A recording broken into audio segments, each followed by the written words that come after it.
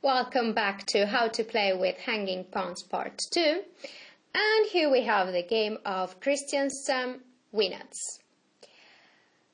So, we see that white has hanging pawns and two bishops. But here I like to show this game because of one great idea, the A-pawn advance. So, A4, Queen D7, Queen A3, Bishop C6 and A5. This was played in the game and I like it very much because here we see that white creates the weakness on B6, afterwards plays on this weakness and then advances the D pawn. But let's not rush and see the game. So knight G6 was played here. In case of B5, of course with the idea that CB5, Bishop B5 and black exchanges the bishop and gets to the D5 square, and now the D4 isolated pawn is really weak. But white has D5 himself, Rook E7. We see how good this queen is on A3.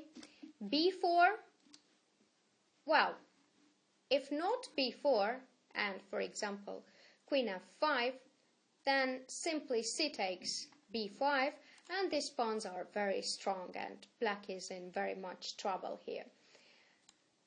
So after Rook E7, B4, Queen B4, Queen F5, just Rook E5, very big advantage for white. If, for example, black goes back to D7, then simple CD5 wins, and if Queen F6, still CD5.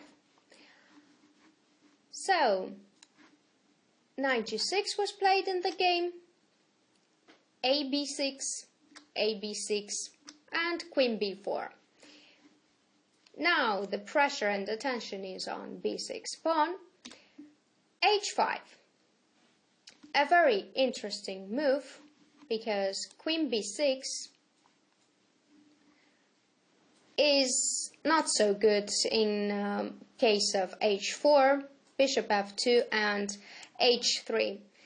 And suddenly this bishop is very good attacking the pawn chain on G2 and F3, and also the H3 pawn is bothering the G2 pawn very much. So, H3 was played in the game, Queen B7, Queen B2. Defending the D4 pawn to have ability of Rook B1. Rook D7, Rook B1. Knight E7. Again, Queen B6, Queen B6, Rook B6, Rook D4 just simplifies the position and white loses the advantage. Bishop F2. Now the bishop defends the D4 pawn and all attention can be on B6 pawn. Rook B8, Queen C3, Queen C7, Rook E5. Rook is very active on 5th rank.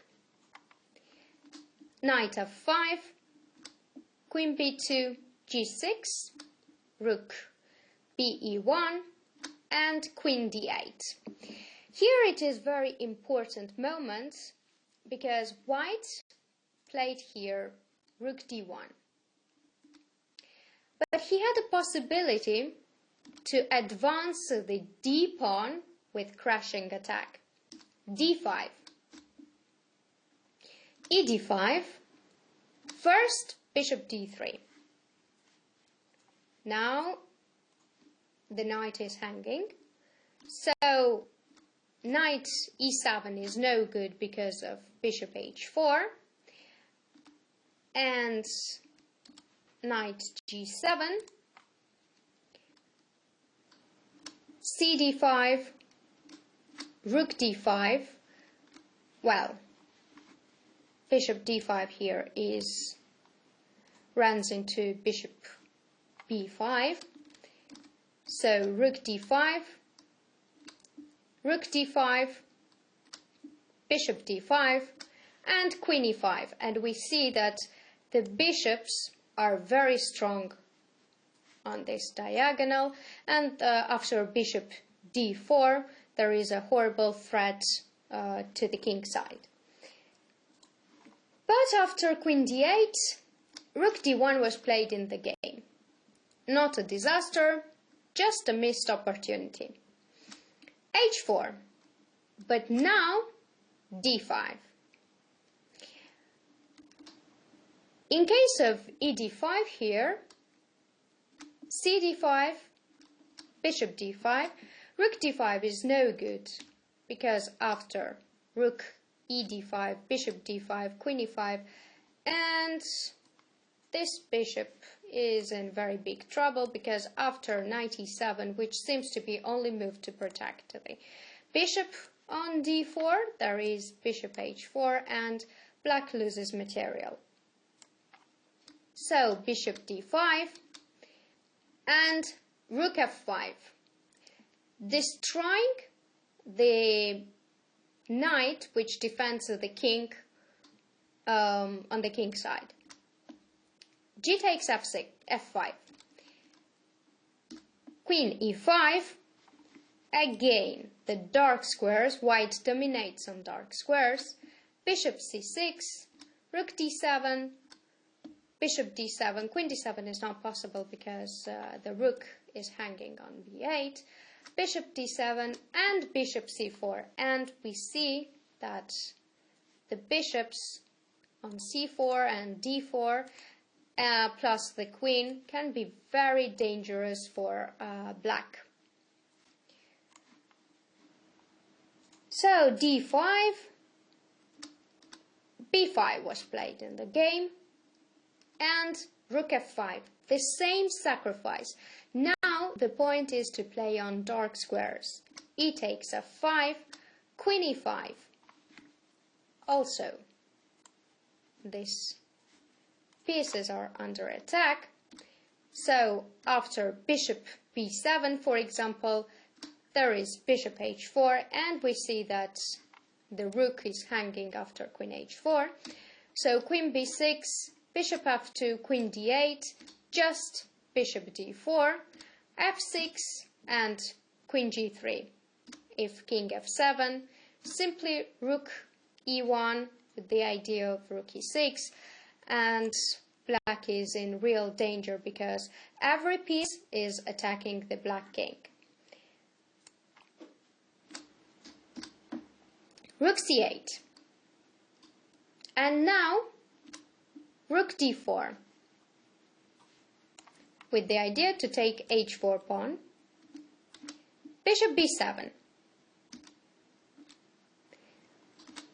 rook h4, f6, queen e6, king g7. Of course, rook f7 is not good after rook h8,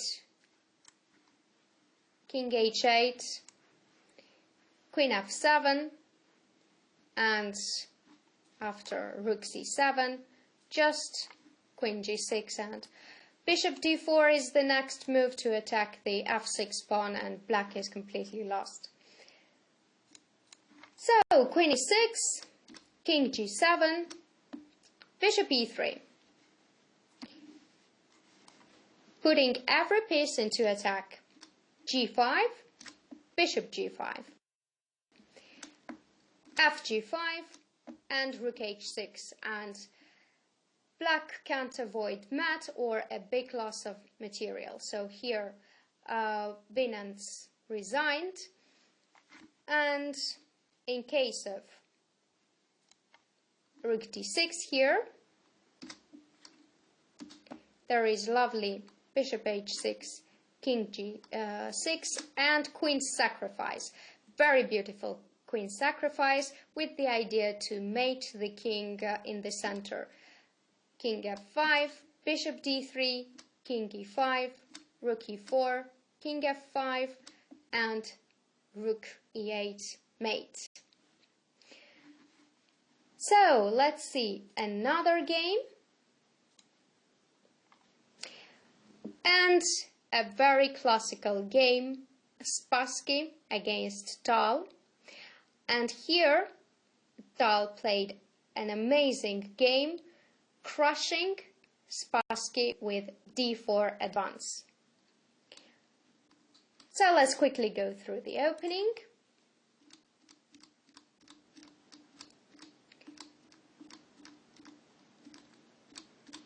Knight b d2, queen e7, rook c1, rook d8, queen c2, c5, c d5, e d5, d takes c5, b takes c5, and here we have the hanging pawns. Queen c3. If not queen c3, and for example rook f d8, then knight e4 is very good for black. So the idea of queen c3 is just to prevent knight e4, because now there is the mate on g7. Rook f e8 and rook f d1 actually was played in the game, but if rook f e1, then there is a typical idea we saw in How to Play with Hanging Pawns Part 1, c4, bc4, bishop b4, queen c2, d takes c4, bishop takes c4, bishop f3, and knight f3. Because if g takes f3, simple knight e5, bishop e5, and bishop d2, black has a big advantage. So after knight f3, bishop e1, rook e1, and rook c8 with advantage for black. So rook f d1 was played in the game, and here comes another idea which we yet have not seen, the crushing d4. e d4, c d4. In case of knight d4 here, bishop e5, queen c2, g6, it is very unclear and complicated position after knight f3 and bishop f4. Of course, black has a good compensation for the pawn, as the rooks are already developed and the knights have the squares in the center, and now the rook has to retreat. But in the game, okay, queen d4 doesn't work because of knight c5. Great tactical motive, because if queen c3, simple knight d3, queen d3, and bishop h2 wins the queen. So queen a5, knight e5, knight e5. In case of rook e1, knight fg4, with the idea of, if, for example, bishop d4, bishop f3, knight f3, knight f3, g takes f3, and queen h4. With mating attack, f takes g4 is not good because of the mate on h1. But why not bishop f3 right away? Because after knight f3, g takes f3, queen has to go back to d7, and after exchanges on e8 and queen f5, White has a very good compensation because, not compensation, just good position because the d4 pawn is hanging, and also white has two bishops. But after knight fg4, the position for white is completely lost. Knight e5, bishop e5, h3, and queen h4, the winning position for black. So knight e5 was played in the game, bishop e5, and knight c4. Bishop a3 here is interesting, but it doesn't help because after queen e6, queen has afterwards a very good square on g4, knight f1, but knight h5 still, and knight goes to f4, and from f4 attacks the g2 pawn as well as d3 bishop. So if knight f1 right away, then knight h5, knight g3, knight f4, and bishop f1 here is not so good because after knight h3, a very good tactical motive, g takes h3, bishop g3, f takes g3 is of course not possible because of the mate on e3. So after hg3, queen e4, and we see how bad is this h1 square for white. f3 is only way, and queen e3. Of course, queen f3 is possible also, but queen e3 is a bit neat way to mate white's king, because after king h2, queen f3, g4, simple, queen f2, bishop g2, queen g2, there is a mate. So bishop e5, knight c4 was played in the game, and rook d5. It's time for the rook to be into attack. Queen d2 was played in the game. Instead of queen d2, if bishop a3, then of course black doesn't want to take on a5, but instead keep the queens. Queen e6, queen a7, bishop h2, king h2, and a very famous combination with rook h5, king g1, rook h1, king takes h1, queen h3, and mate on g2. So rook d5, queen d2, and again the same typical sacrifice on h2. Bishop h2, king h2, rook h5. King g3 is no good because of knight e4 check, bishop e4, and queen h4. King f3 just loses to queen e4 and queen h4 mate. King g1 was played in the game, and after knight g4, Spassky resigned due to the line, for example, rook e1, rook h1, king h1, queen h4 check. King has to go to g1, queen h2, king f1, and a very lovely mate on g2. I hope you enjoyed the games and learned a lot of things. See you soon.